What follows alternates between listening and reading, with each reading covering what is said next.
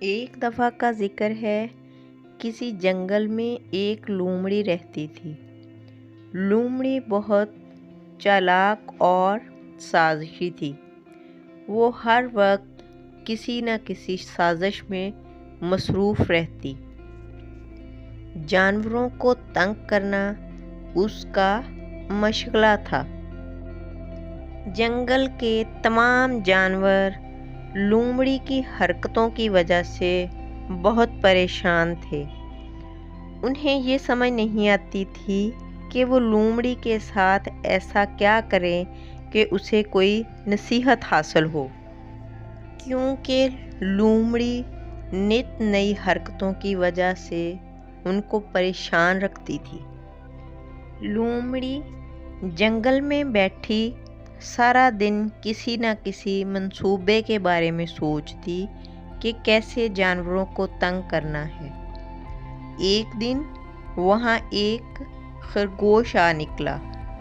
لومڑی نے خرگوش کی خوب پٹائی کی۔ خرگوش کو کافی چوٹیں آئیں۔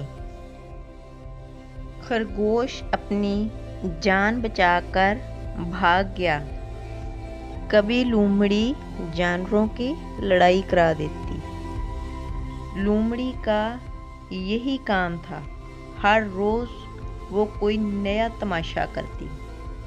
جنگل کے تمام جانور اس سے پریشان تھے۔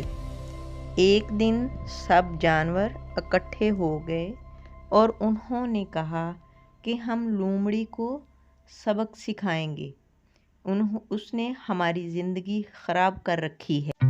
سب نے مل کر کہا کہ لومڑی کو سخت سے سخت سزا دی جائے تاکہ وہ اپنی حرکتوں سے باز آ جائے۔ اس پر عمل کرنے کے لیے انہوں نے لومڑی کو ایک غار میں بند کر دیا۔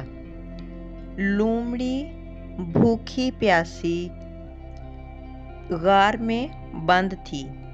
لومڑی کو کچھ سمجھ نہیں آ رہی تھی کہ وہ کیا کرے، اور وہ اپنی حرکتوں سے توبہ کرنے کے لیے بھی تیار نہ تھی۔